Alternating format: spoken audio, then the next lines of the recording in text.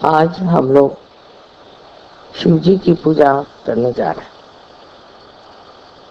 शिव जी के स्वरूप में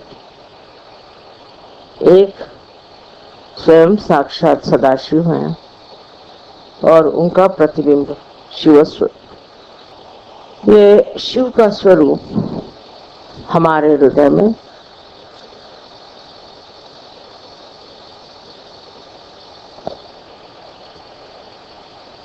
हर समय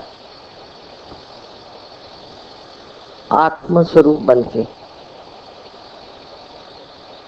स्थित है। ये मैं नहीं कहूंगी कि प्रकाशित है। जब कुंडलिनी का जागरण होता है तो ये शिव का स्वरूप प्रकाशित होता है और वो प्रकाशित होता है हमारे नसों में। चैतन्य के लिए कहा मेदे स्थिति। प्रथम इसका प्रकाश हमारे मस्तिष्क में, ब्रेन में पहली मर्तबा हमारा हृदय का और हमारे मस्तिष्क का या ब्रेन का योग घटित होता है। नहीं तो सर्वसाधारण तरह से मनुष्य की बुद्धि एक तरफ और उसका मन दूसरी तरफ दौड़ता है।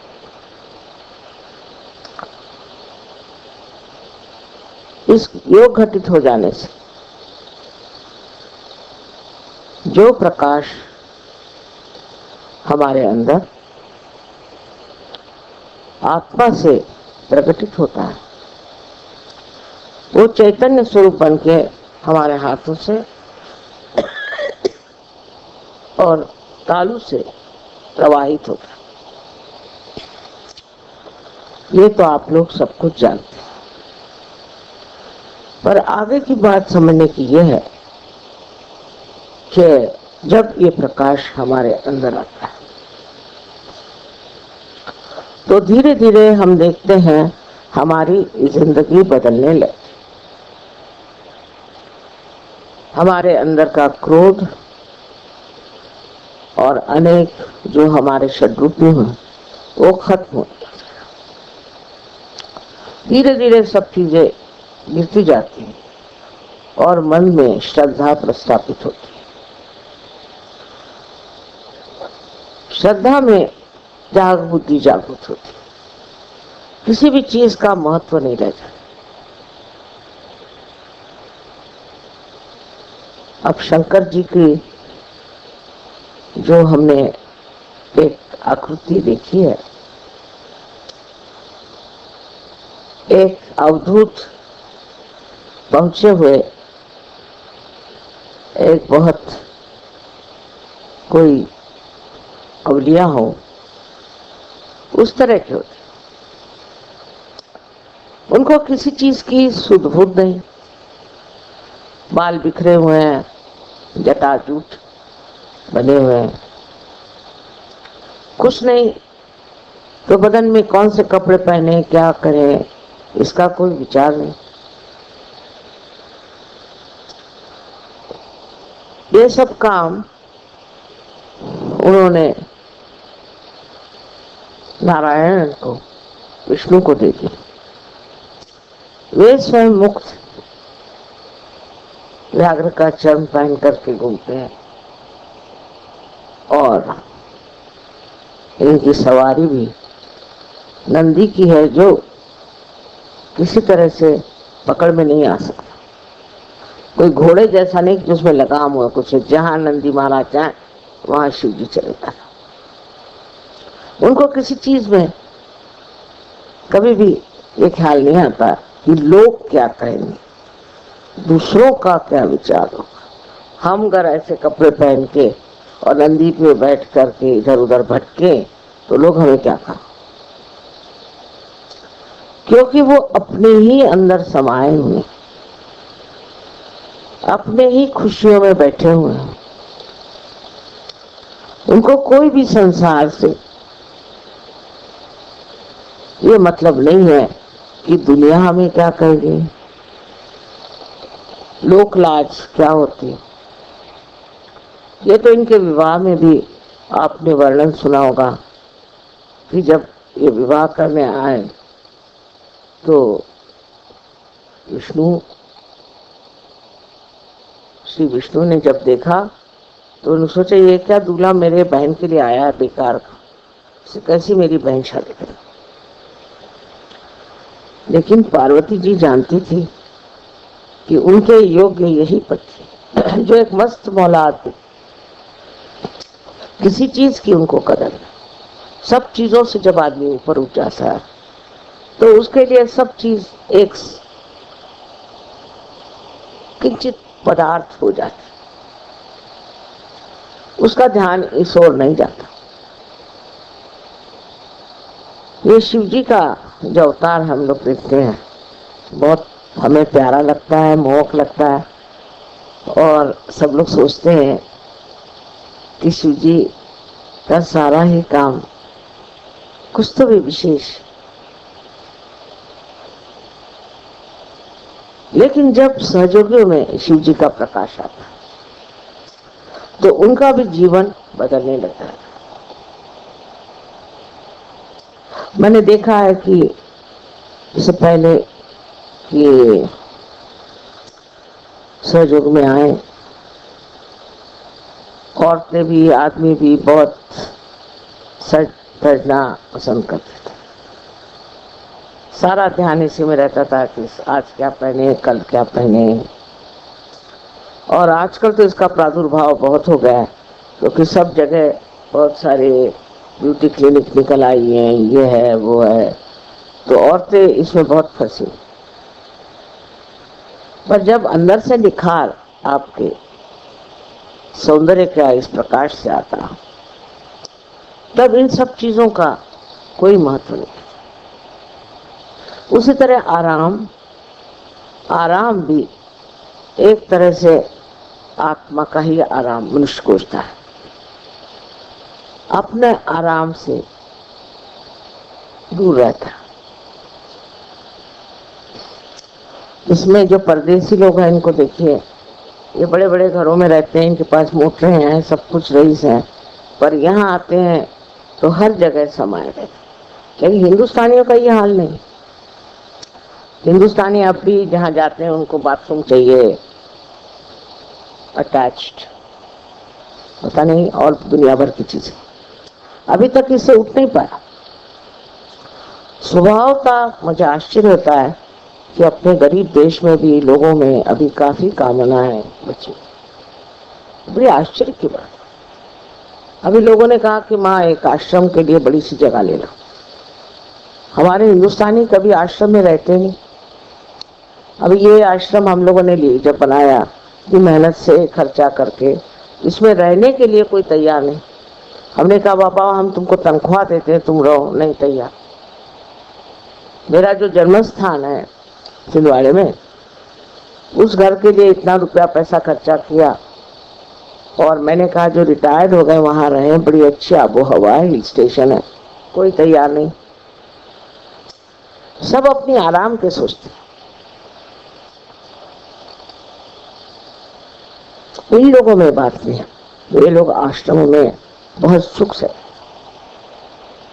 मेरा घर मेरी जगह, मेरी बीबी, खाना बनना चाहिए इस तरह से, यही खाना खाएंगे। हम लोग इतने स्वाद में उलझे हुए हैं, इन लोगों में ये स्थिति नहीं। हिंदुस्तानी खाना भी शौक से खाते हैं, लेकिन मुझे मालूम है जब हिंदुस्तानी आते हैं कबेला तो अपनी रोटियां पराठे वराठे बांध के लाते हैं, अचार वचार लेके आते, क्योंकि उनके जीभ से नहीं उतरेगा। अभी तो जीभ में ही सब फंसा हुआ है। జై శ్రీమాతాజీ. ఈరోజు గారు శివుడి యొక్క స్వరూపము మన హృదయంలో ప్రతిక్షణం ఉండాలి. ఈ విషయాన్ని 16వ తారీఖు 3వ నెల 1997లో మాతాజీ చెప్పడం జరిగింది. ఈరోజు శివ పూజ జరుగుతుంది. శివస్వరూపం సాక్షాత్ సదాశివుడి ప్రతిబింబం ఆత్మస్వరూపంగా మారి ప్రతి క్షణము మీ హృదయంలో స్థిరమై ఉంటుంది. ఆత్మ ప్రకాశం జరగాలి అంటే కుండలిని శక్తి జాగృతం అయ్యి శివస్వరూపంగా ప్రకాశితమవుతుంది. ఇంకా మాతాజీ అంటున్నారు, మన యొక్క నరాల్లో నాడుల్లో చైతన్యం చెంది మొదటిగా హృదయంలో, తరువాత బ్రెయిన్లో ఘటితమవుతుంది అని మాతాజీ అంటున్నారు. సాధారణంగా మనిషి యొక్క మనస్సు ఒకవైపు బుద్ధి వైపు, ఇంకొక వైపు ఎటువైపు తిరుగుతూ ఉంటుంది. మన యొక్క ఆత్మ ప్రకాశితం అవ్వాలి, చైతన్యం చెంది మొదటిగా చేతుల్లో, సహస్రారంలో ప్రవాహం జరుగుతుంది. ఇది అందరూ తెలుసుకుంటారు. ఇంకా మాతాజీ అంటున్నారు, ఇది తెలుసుకున్న తర్వాత మన జీవితం నెమ్మదిగా మార్పు చెందుతుంది. మనలో ఉన్న కామ, క్రోధ, మద, మచ్చర్యాలు తగ్గిపోతాయి. శాంతం ఏర్పడి శ్రద్ధ ఏర్పడుతుంది. శ్రద్ధ ఏర్పడి దానిలో నుంచి త్యాగబుద్ధి వస్తుంది. ఇక వారందరూ కూడా, అలాంటి వారందరూ కూడా ఏ వస్తువుని వాళ్ళు విలువ ఇవ్వరు, ఏ వస్తువుకి కూడా వాళ్ళు విలువ ఇవ్వరు. శంకరుణ్ణి చూడండి, చూసినట్లయితే ఎటువంటి కోరికలు ఆ శివుడికి లేవు. ఒక పవిత్రమైన అవధూతలాగా ఉంటారు. అంత ఆనందమై ఉంటుంది. ఆకారం చూసినట్టు, శివుడి యొక్క ఆకారం చూసినట్లయితే జుట్టు విరబోసుకొని జటాజూటుతో శరీరం మీద వేసుకునే దుస్తుల మీద కూడా ఆయనకు ఆశ లేదు. ఆయనకి ఏమీ అక్కర్లేదు. ఆయన పులి చర్మాన్ని ధరిస్తారు. ఆయనకు వాహనం నంది. నందిని మీద కూర్చొని ఇటు అటు వెళ్ళిపోతూ ఉంటారు. పట్టుకోవడానికి కూడా అవకాశం ఉండదు. నంది మీద కూర్చొని ఎటువంటి అలంకరణ లేకుండా, ప్రపంచం ఏమనుకుంటున్నారని కూడా ఆలోచించకుండా, ఆయనకి ఏమీ పట్టదు. నంది మీద కూర్చొని ఇటు అటు వెళ్ళిపోతూ ఉంటారు.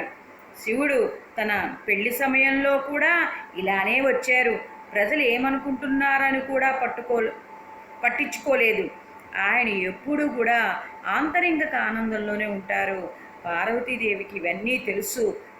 ఇంకా మాతాజీ అంటున్నారు, సహజ యోగులకి ఈ శివరూపతత్వాన్ని తెలుసుకుంటారో వారి జీవితం ప్రకాశవంతమవుతుందని మాతాజీ అంటున్నారు. ఇంకా మాతాజీ అంటున్నారు, ఇప్పటి ప్రజలు ఈరోజు ఏమి ధరించాం, నిన్న ఏమి ధరించాం, బ్యూటీ పార్లర్లకు వెళ్ళడం, వీటి మోజుల్లో పడిపోయి ఆత్మస్వరూపాన్ని మర్చిపోతున్నారు. మనిషి యొక్క నిజమైన సౌందర్యము ఆత్మస్వరూపం వలనే వస్తుంది. ఆంతరింగిక సౌందర్యం కావాలి. ఇంకా మాతాజీ అంటున్నారు, ప్రతి వాళ్ళు చివరి స్థితుల్లో విశ్రాంతిని కోరుకుంటారు, ఆశ్రమంలో ఉండాలని కోరుకుంటారు. భార్య చేసి పెడితే తినాలని కోరుకుంటారు. ఎలాగా భార్య ఎలా చేసి పెట్టాలట? రకరకాల కోరికలతో తినాలని కోరుకుంటారు. కానీ ఆశ్రమంలో చేరేది అందుకోసమే కాకుండా ఆధ్యాత్మిక చింతన అనే ఆకలి కలగాలి. ఇంకా మాతాజీ అంటున్నారు, మన భారతీయులందరికీ కూడా ఆధ్యాత్మికత కంటే సౌకర్యాలు కావాలి. ఆ తర్వాత అటాచ్డ్ బాత్రూమ్స్ ఆశ్రమంలో ఉండాలి. మాతాజీ అంటున్నారు, నాకు ఆశ్చర్యం వేస్తుంది, ఈ కోరికలు ఎందుకు, ఈ సౌకర్యాలు ఎందుకు? ఆత్మప్రకాశం కావాలనే కోరిక కోరుకోవడం లేదు. ఆత్మప్రకాశం తెలుసుకోవాలంటే మీలో ఆత్మను తెలుసుకోవాలనేటువంటి శుద్ధ ఇచ్చ మీలో ఉండాలని మాతాజీ అంటున్నారు. ఇంకా మాతాజీ అంటున్నారు, చివరిగా తన బిడ్డలకు ప్రేమతో ఇలా చెప్తున్నారు, సంపూర్ణ సహజయోగి ఎప్పుడు కూడా ప్రతి క్షణము ఎక్కడికి వెళ్ళినా ఆత్మస్వరూపంతో, శివతత్వంతో, ఆత్మప్రకాశంతో ఉండాలి. దీనిలోనే సహజయోగులకి ఆత్మానందం కలుగుతుంది. ఈ ఆత్మానందము ఎల్లవేళలా ఆంతరింగికంగా ఉంటుంది. ఈ ఆత్మానందాన్ని ఆంతరింగికంగా ఉంటుంది. దీనిని తెలుసుకోండి, గ్రహించండి, అన్వేషించండి, పరిశీలించండి, అనుసరించండి.